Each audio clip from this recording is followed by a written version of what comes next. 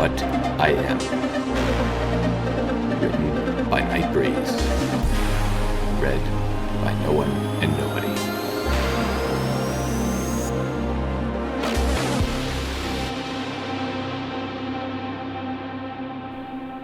Chapter 10. I saw the light and heard the bang, but the only thing I could think of as my senses were overloaded was, since when did they have flashbangs here? It was disorienting, sure, but as the light and sound washed over me, I felt a pain in my head, and the words, compensating for sensory overload, flashed briefly in front of my eyes and Kryn. In an instant, it was over, leaving me blinking like an owl in the aftermath, and staring dumbly at what was before me. The guard that had brought Evening that note was gone, and in his place stood something that vaguely resembled a pony. It was shorter than Evening, though it looked like it was far beefier and meaner. Its whole body was covered in shiny black chitin, except for its back, where the chitin formed some kind of shell that was a deep teal color. Its eyes were also teal, and lacked any kind of iris or pupil, giving me a sixth sense of déjà vu, since its eyes reminded me of my own. Its gossamer wings were covered in holes, as were its legs, giving it an alien insectoid vibe that set off all the phobias percolating in my brain. Along its neck, I could see a set of frills, and on top of its head sat a short, curved horn. Its fangs were long and sharp, which only added to the menace that its current expression was trying to convey. However, as menacing as it looked, it also looked confused.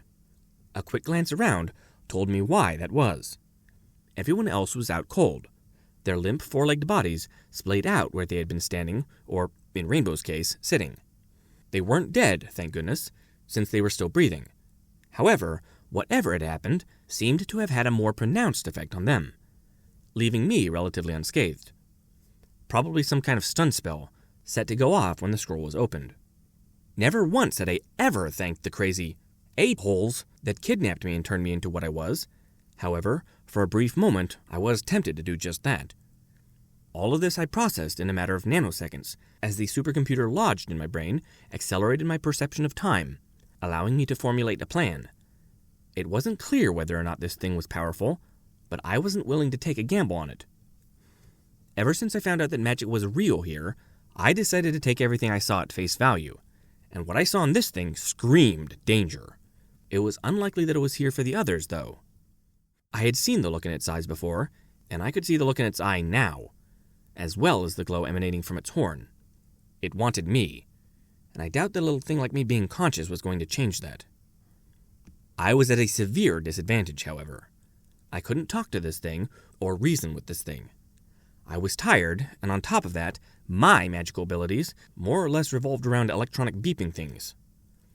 A quick extension of my consciousness revealed that, no, this thing had no computers in its head, which was both a blessing and a curse.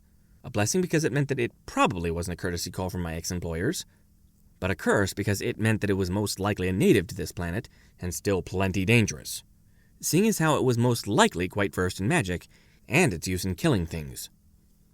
My options were limited. I might have been able to take this thing on here and now, but that might put the others at risk. I didn't know what this thing was capable of, and it was entirely possible that it would explode itself before letting itself get captured. I briefly considered killing it, but threw that out the window before it had even finished forming. This wasn't my planet, and I had already made a promise to myself about the people who lived here. No, it was a far better option for me to run, call for help, and hope the guards got here quickly. With any luck, the creature would chase me, leaving the others relatively safe. With my decision made, I allowed my perception of time to return to normal. As the creature's horn began to charge, I quickly hooked my fingers underneath my tray and flipped it at the monster in front of me, with all my strength. Without even looking to see if my move had connected, I sprang to my feet and bolted for the door. It must have dodged, though, because as I crossed the threshold for the door, I heard a sound familiar to a Star Trek phaser and felt a pain shoot up my left arm. Whatever it was that hit me threw me with enough force to knock me to the floor, but I didn't let that stop me for a second.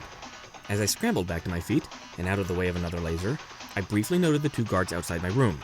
They both appeared to be sleeping, which explained why they hadn't immediately burst into the room the moment the magical flashbang had gone off. They were probably under a similar yet quieter spell than my friends inside the room were under, and were going to be of no help in the near future. Without another thought towards them, I righted myself and sprinted down the hall, clutching my bruised and possibly dislocated arm to keep it from moving. Before I had made it 20 feet, though, I heard the thing behind me charge and fire again. On pure instinct and adrenaline, I jumped. Not as high as I could go, which would have put my head straight through the ceiling, but high enough for me to lunge into a dive that had me pass right over the harmful green beam of energy. Those magic rays must be slower than light. Good to know, I thought as I watched the energy pass harmlessly underneath me and strike the wall down the corridor. I reached out with my undamaged hand, and with a grunt, used it to turn my lunge into a roll, allowing me to dodge another shot that had been aimed at where the creature had thought my head would end up. As I got up, I reached out and grabbed hold of the corner at the end of the hall, chancing a glance before I ducked down the right-hand passage. The creature had disappeared, or rather, I figured out that it had changed shape again, because I wasn't completely thick. It had retaken its old unicorn soldier guise, and it was currently chasing me as it readied its horn for another attack. Okay, buddy, you want me? Come and get me, I said as I charged down the corridor in front of me. Look, all I'm saying is maybe you should give her some space, Private Stoutheart told his friend. Corporal Highwind rubbed the back of his head uncertainly. I don't know. Doesn't that sound like I'm giving up on us? Honeydew means a lot to me, and I don't want her to feel like I'm giving her the cold shoulder or anything. Private Heart gave his friend a reassuring smile and put a hoof on his withers. Wind, she'll be more upset if you smother her. Let her make up her own mind. If she is half the mare you say she is, she'll be the one to close that distance. Well, if you're... Corporal Wind started to say, but stopped when he heard what sounded like an explosion. What in the hay was that? Private Heart asked in alarm. I don't know, but it sounded like it came from this way. Private Foot, you stay here and keep the checkpoint. Hart and I will... Before the corporal could finish, their question was answered when the alien who inhabited this wing came barreling around the corner. One of its arms was hanging limply at its sides, while the other held it still, so it wouldn't cause the monster to lose its balance as it ran. On its face wasn't an expression of pain, but of grim determination. Before any of the soldiers at the checkpoint could even form coherent thoughts, an order cut through the fog of their confusion and gave them the whole picture in as few sentences as possible. He's having one of his flashbacks! Stop him before he hurts anyone else! Private Heart felt his insides go cold at that. I knew something like this was going to happen! Without even fully processing what he was doing, the private leaped forward, intent on stopping the creature for good. Private Heart heard a shout from somewhere behind him, but he ignored it. He had a duty to perform, and no one was going to stop him. Right before he reached the monster, he reared up on his hind legs and punched out with his right foreleg at the monster's knee. If things had gone according to plan, his strike would have punched right through the bone, shattering the creature's leg and crippling it. A simple stop afterwards while it was writhing in pain, and all Equestria's troubles would have been over. Unfortunately, he had misjudged the alien's reflexes. Quicker than his eye could follow, the creature reached out, planted its still functioning arm on top of Private Heart's head, and cartwheeled straight over Private Heart's punch. Without anything to take the force of the blow, Private Heart overbalanced and fell to his stomach, aided on his way by the none too gentle shove from the alien as it dismounted. Private Heart heard shouts and hoofbeats as his fellow guards chased after the rampaging monster, but Heart couldn't get up to help. At first, he thought it was because he had been winded by the fall, but that assumption was quickly thrown away when he noticed his forelegs were glowing an eerie, sickly green. Sorry about this, soldier, but I need a new disguise. A voice buzzed in his ear. Private Heart saw a flash of green, felt himself sinking, then everything went black. Right before unconsciousness took him, he had just enough presence of mind to realize that he had been duped by a changeling. Shapeshifters! Of course they have shapeshifters! Why would I expect anything else from a planet with minotaurs, griffins, and unicorns that can control a freaking sun? Just throw in a vampire or a mummy, and we've got a whole mythological cast! What I said, though, was, Crap, crap, crap, crap, crap! I didn't have a whole lot of options open to me at the moment. My lack of ability to speak the language was going to be the death of me.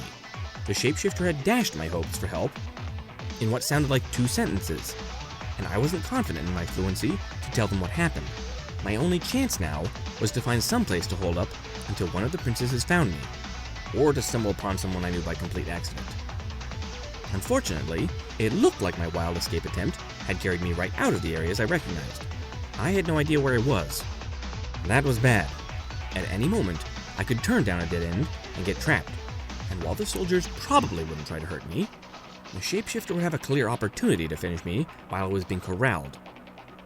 It would probably get caught or killed in the process, but assassins only sometimes cared about that kind of thing. Usually, their priorities were kill a target first, with everything that didn't involve the target a distant second. That is, if it was an assassin. It had already shown that it wanted to capture me, but I was quite certain it would gladly murder me rather than let me stay with the ponies. No, I needed to find someone I knew, and fast. While I was busy trying to figure a way out of this, I made a random left turn and nearly barreled right over someone. It was another stallion, though this one wasn't a soldier. His blonde hair was extremely well groomed, and he seemed to have a taste in expensive clothing. I barely managed to register the compass rose on his flank, but that wasn't nearly as important as the look of abject terror on his face. Before I could think of anything to say or do, the stallion let out what he must have thought was a manly shout, but in reality was more akin to the sound of a scared schoolgirl. I didn't have time to deal with him, so I performed the same cartwheel trick I pulled with that dirt pony stallion a few minutes back, my feet running along the ceiling as I kept my momentum going. I was running out of steam though, and as I left the freaked out pony in the dust, I slowed down to a more manageable jog as I tried to think of what to do. A shout from behind destroyed that thought, and as quick as I could, I dashed forward and turned a corner. My luck seemed to turn as I spotted a doorway. Doors meant rooms, which meant I could hold up for a time, which meant I could control whether or not the shapeshifter had direct access to me. As soon as they knew I'd gone to ground, they'd call in the princesses to get this thing sorted out. As quick as a whip, I turned and shoved my way through. I briefly noted that these doors seemed to not have handles, and instead swung freely, but I didn't think to figure out why that was until I was already past them. As soon as I entered, I noticed the cooking implements and the various ponies dressed in chef toques and waiter outfits. Come on, now it's just blatant. How much have they developed like us? I thought as the ponies began to scream. I ignored them though, vaulting over counters and ducking under pots and pans as everyone in the room ran.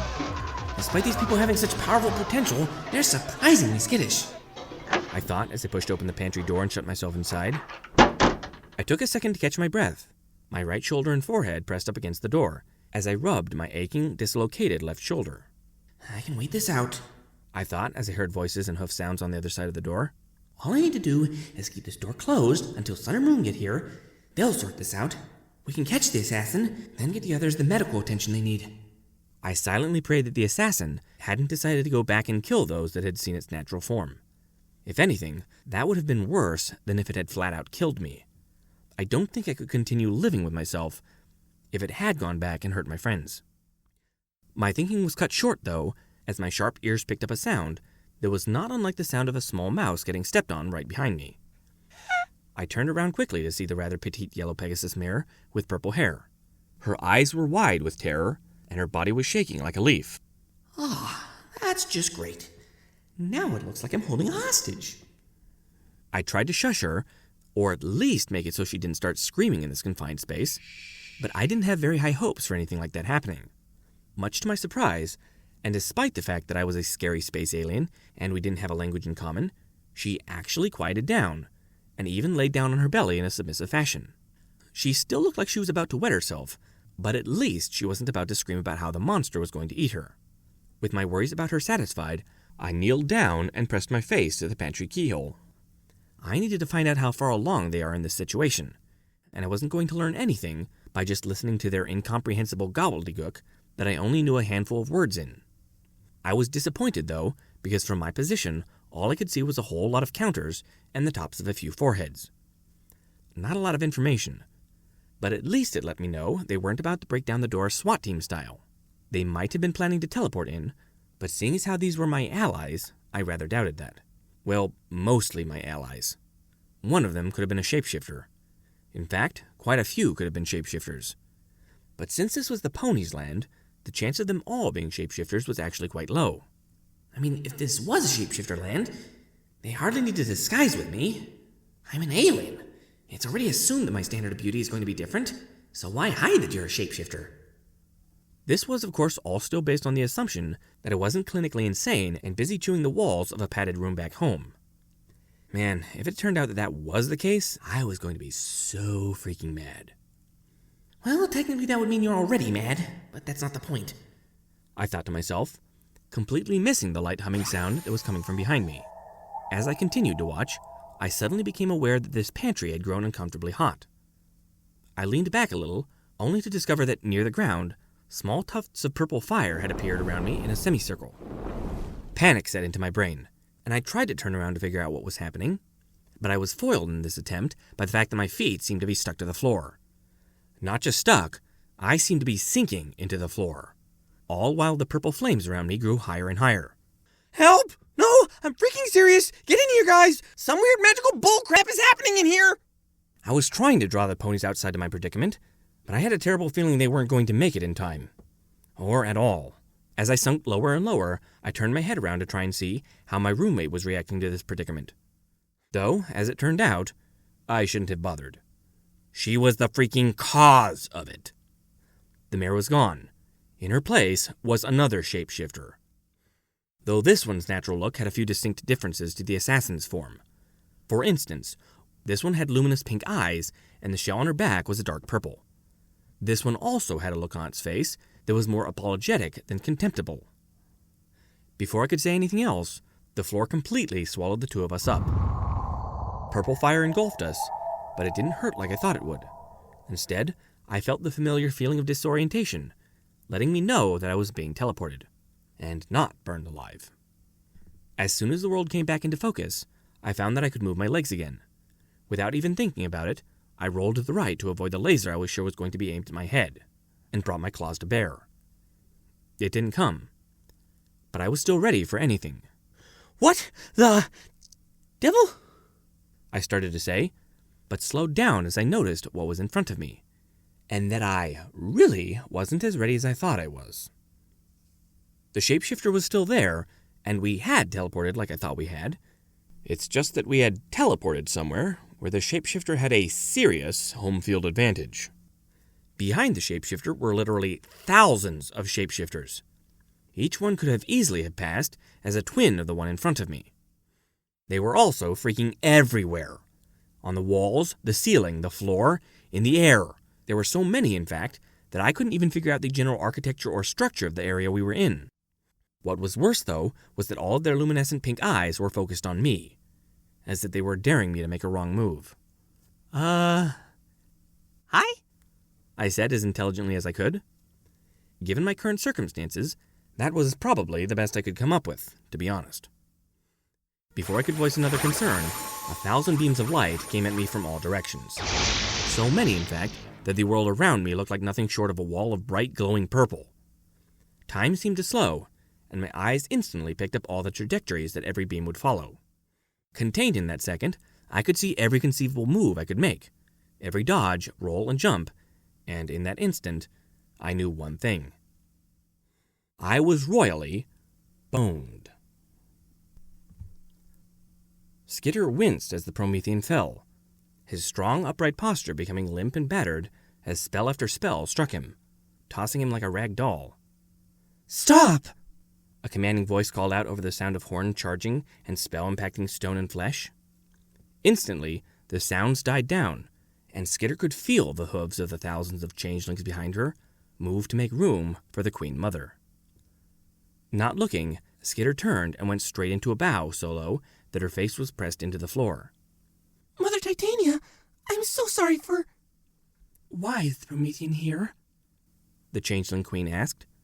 Skitter couldn't see her face, but her voice was dripping with disappointment. I'm sorry, my queen, but I felt that I had no other option.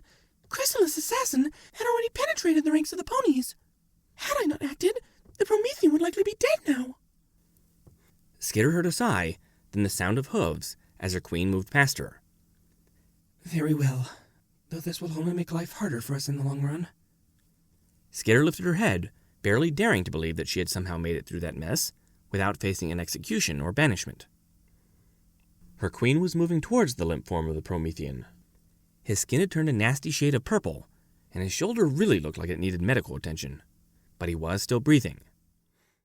The queen stared at him for the longest time, before finally muttering something under her breath, something so faint that only Skitter could hear it. So this is what you look like. She stared at him for a bit longer, before shivering and turning away. Take him to the holding pods, and make certain he stays there. We cannot have him rampaging through the hive before he is returned to the equestrians. As if only waiting for her to give the word, 4 changelings leaped forwards and began to wrap up the Promethean in a cocoon produced from the secretions from their mouths. Once he was ready for transport, one of them hooked his legs around the Promethean's upper body, while another changeling grabbed the legs. Once they were sure that they weren't about to drop him, they began to fly him up to where Skitter knew the holding pods were. Skitter. Skitter immediately sidled up to her queen and bowed again. Yes, Your Highness? I want you to take a letter that I will draft to the princesses of Equestria. When it is ready, I will give you further instructions. But until then, you should get something to eat and prepare yourself for the journey. Yes, my queen. Without another word, Skitter took off to follow after where her fellows had taken the Promethean. As she left, though, her ears managed to pick up one more thing. Something she was pretty sure that the queen intended to keep to herself. I only hope the sun and moon will be in a forgiving mood.